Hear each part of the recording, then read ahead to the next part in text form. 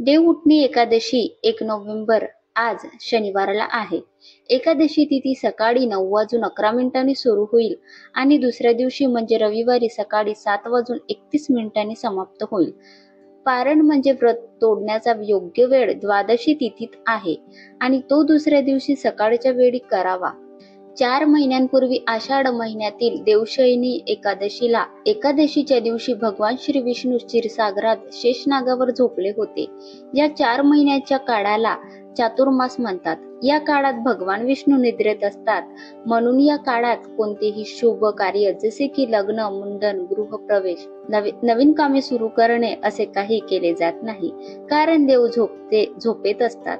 आणि आज कार्तिक महिन्याच्या शुद्ध एकादशीला भगवान विष्णू जागे होतात, म्हणून हिला देव उठणी एकादशी किंवा प्रबोधिनी एकादशी म्हणतात. आजचा हा दिवस म्हणजे देवांच्या जागरणाचा दिवस. आजपासून सर्व शुभ कार्यांना परवानगी मिळते.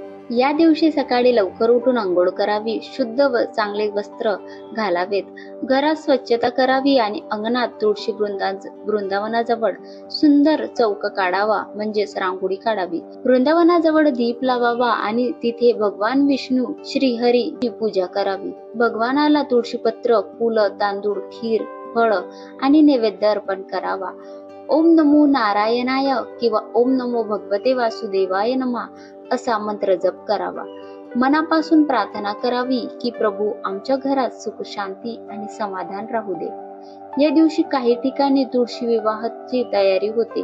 तुळशी आणि श्रीहरी विष्णूचा विवाह म्हणजे भक्ती आणि प्रेमाचं एक सुंदर प्रतीक. याच दिवशी तुळशी विवाहाची सुरुवात केली जाते आणि त्यामुळे या दिवसाचे महत्व अधिक वाढते. देव उठणी एकादशीच्या व्रतासाठी सकाळी उठून अंघोळ करून उपवास ठेवला जातो. उपवासाचे प्रकार अनेक आहेत. कोणी निर्जला म्हणजे पाणीही घेत नाही, तर कोणी शरीर भोजी म्हणजे दूध दही घेतात, तर काही फलाहार म्हणजे फळं खातात. महत्वाचं म्हणजे दिवसभर मन शांत ठेवणं, भगवान विष्णूचं स्मरण करावं आणि त्यांची कथा किंवा कीर्तन ऐकावं. व्रत व पूजा करण्याची सोपी पद्धत अशी आहे. सकाळी अंघोळ करून शुद्ध वस्त्र घालावेत. पूजा स्थान स्वच्छ करून भगवान विष्णूची मूर्ती किंवा फोटो ठेवा. भगवान विष्णूची नसेल तर बाळकृष्णाचा फोटो किंवा मूर्ती घ्या. त्यांच्या समोर तुळशीपत्र, फुलं, पंचामृत, अक्षदा आणि गंगाजल ठेवा. पाण्याने अर्घ्य द्या आणि दिवा लावा. त्यानंतर त्यांच्या समोर तुळशीपत्र, फुलं, पंचामृत, अक्षता आणि गंगाजल ठेवा. त्यांना पंचामृताने किंवा पाण्याने अंघोळ घाला. ओम नमो भगवते वासुदेवाय नमः या मंत्राचा शक्य असल्यास 108 वेळा त्यांना अभिषेक करा. त्यानंतर मंत्र जपा आणि आरती करा. शेवटी भगवानाला खीर किंवा फळांचा नैवेद्य द्या. देव उठणी एकादशीचे सोपे उपाय आणि फायदे. या दिवशी तुळशी वृंदावनाजवळ दीप लावणे अतिशय शुभ मानले जाते. रात्रभर दीप लावून ठेवल्यास घरातील नकारात्मकता नष्ट होते आणि सुख शांती येते. या दिवशी शक्य असेल तर तुळशीची नवीन रोपटी लावा. ज्यांच्या आयुष्यात अडथळे आहेत त्यांनी या दिवशी विष्णू भगवानाची आरती करून तुळशीला पाणी घालावे. घरात लक्ष्मी स्थिर व्हावी म्हणून तुळशी समोर तांदळाचा छोटा ढीग करून त्यावर नाणं ठेवा आणि प्रार्थना करा.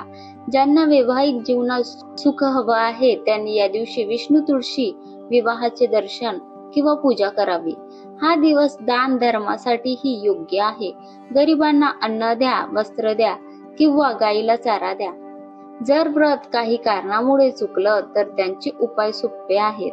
दुसऱ्या दिवशी ब्राह्मणांना अन्नदान करा. भगवान विष्णूच्या मंदिरात जाऊन तुळशीपत्र अर्पण करा. ओम नमो नारायणाय असा जप करा. हे केल्याने व्रताचे पुण्य मिळते आणि दोष दूर होतो. देव उठणी एकादशी म्हणजे फक्त देव जागरणाचा दिवस नाही, तर आपल्या मनाचं जागरण आहे. आपण या दिवशी आपल्या मनातला आळस आणि अंधार दूर करून श्रद्धा, भक्ती आणि प्रेमाने देवाला जागवतो.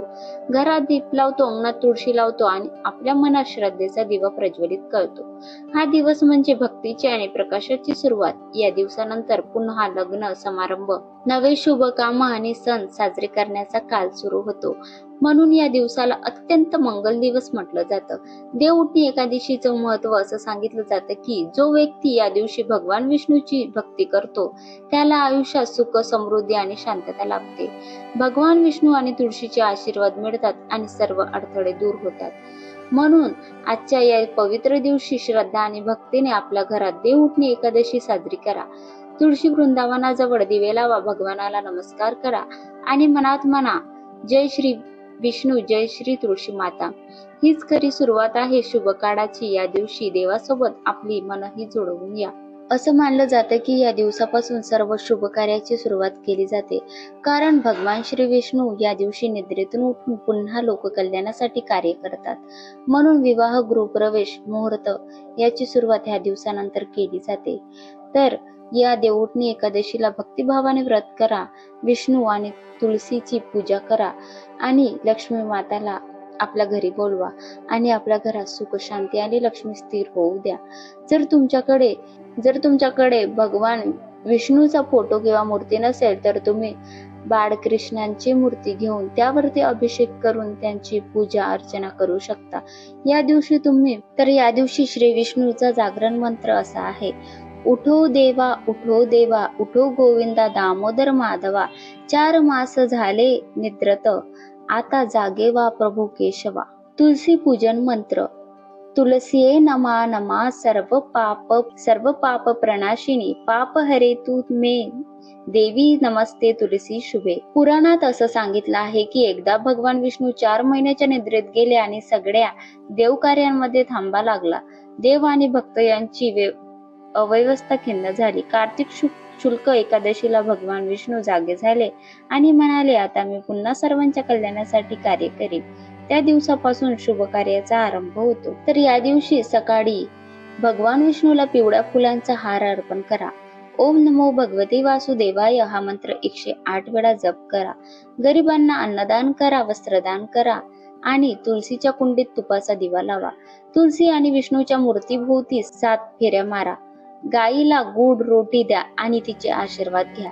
या दिवशी घरात कोणताही राग करू नये, झाडू फेकू नये आणि घरात शांतता राखावी. संध्याकाळी तुळशी विवाह सेवा करा. संध्याकाळी शुभ वेळेस तुळशी आणि शालिग्राम किंवा विष्णूच्या मूर्तीसमोर पिवळा मंडप करा आणि फुलांनी सजावट करा. मंत्र म्हणत विवाह करा.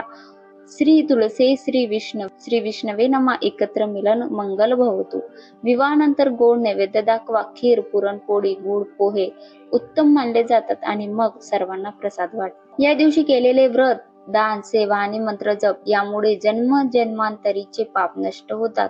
घरात सुख, शांती आणि लक्ष्मी स्थिर राहते. जीवनातील अडथळे दूर होतात आणि सर्व कार्यांमध्ये यश मिळतं. म्हणूनच मित्रांनो, या देवउठणी एकादशीला भक्तिभावाने उपवास करा, तुळशी विष्णूचे पूजन करा आणि आपल्या जीवनात श्रीहरीचा आशीर्वाद प्राप्त करा.